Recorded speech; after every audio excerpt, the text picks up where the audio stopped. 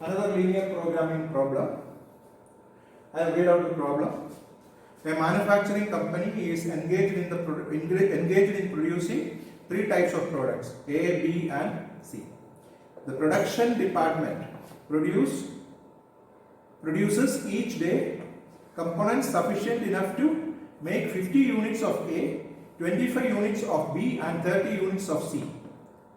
The management is confronted with the problem of optimizing the daily production, the products in the assembly department, where only 100 man hours are available daily for assembling the product. The following additional information available: you have three types of product A, B, and C. Profit contribution unit of products in rupees. A, 1 unit 12 is the contribution, 12 rupees. B, 1 unit 20 is the contribution, and C, fetch you 45 rupees per unit profit. Assembly time is given, so 0.8 hours for 1 unit of A to be manufactured, 1.7 man hours required for manufacturing 1 unit of B, and 2.5 man hours required for manufacturing 1 unit of C. The company has a daily order commitment for 20 units of products A, total of 15 units of product B and C. Formulate the problem as LPP model so as to maximize total profit. So I think just read out the problem. Now we need to find out the objective function.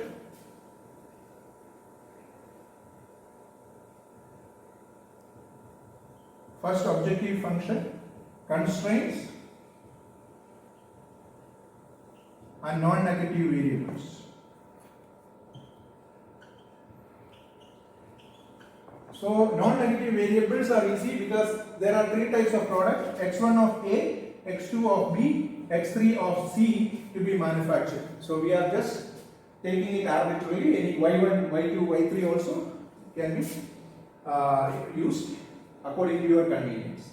Now the table will just convert this data into a table format. So you have A, B, and C.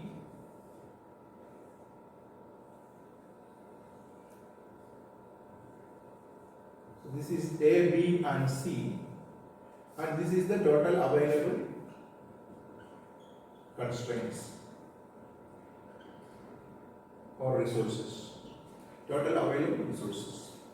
Now, first is the number of units to be manufactured. I am just taking it as x1 units of A, x2 unit of B, and x3 units of C. I am just taking it as variables to be manufactured. Next is we have the component constraint. So next is the components constraint. Components is good, enough to make 50 units of A, that means maximum only 50 units you can manufacture. 25 units of B, maximum 25 units of B only can be manufactured, and 30 units of C. So this is component constraint. Next constraint is machine time, man hours available. So assembly time, that is the constraint. So this is another constraint which we need to write it down. It is given. So we have 0.8. 0.8 is 1 unit of man hour required for making A, and next is 1.7 per unit man hour. And 2.5, this is 0.8.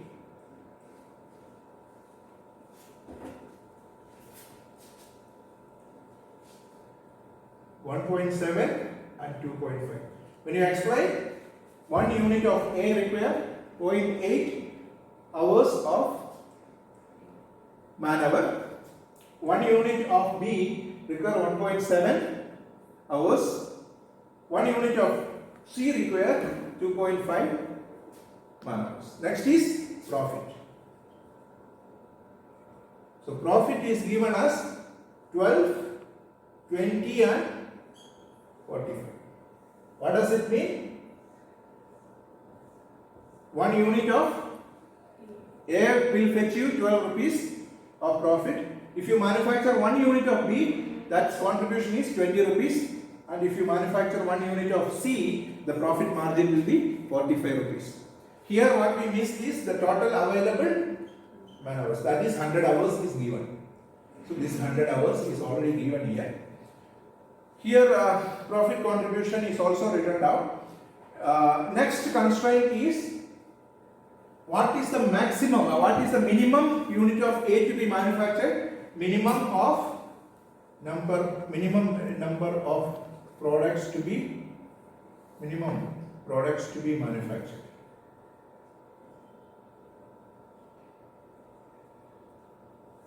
So minimum products here 20 because you have a commitment of 20 units.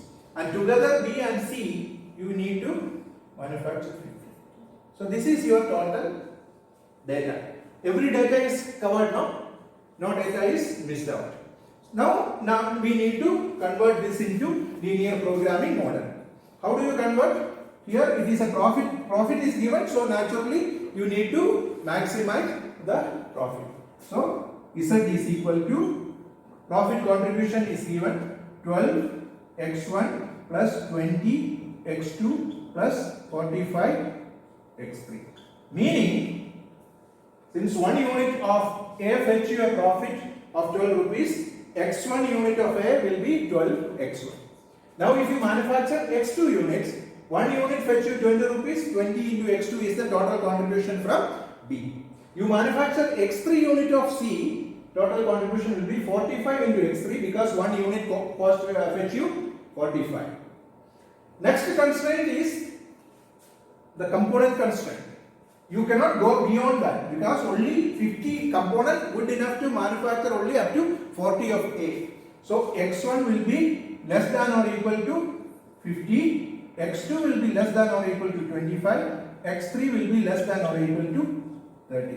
Simply meaning that the constraints, the components are enough to manufacture only this much of A, B and C.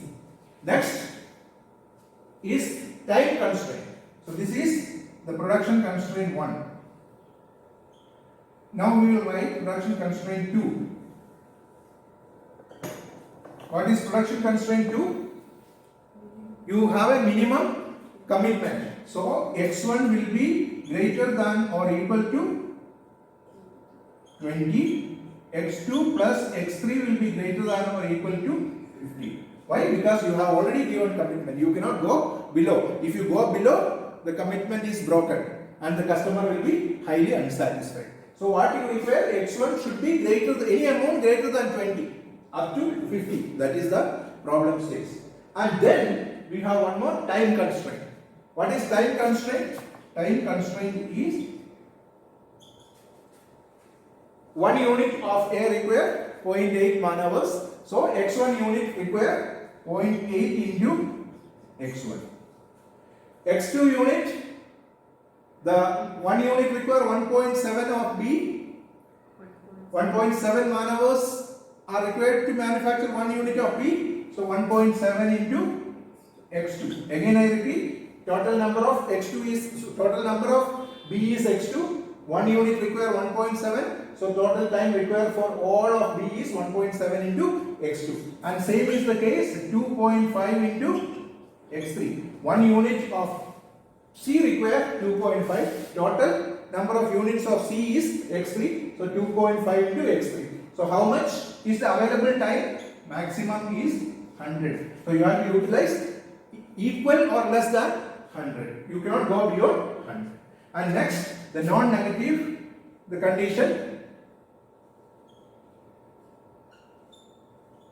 is x1, x2 and x3 greater than or equal to 0.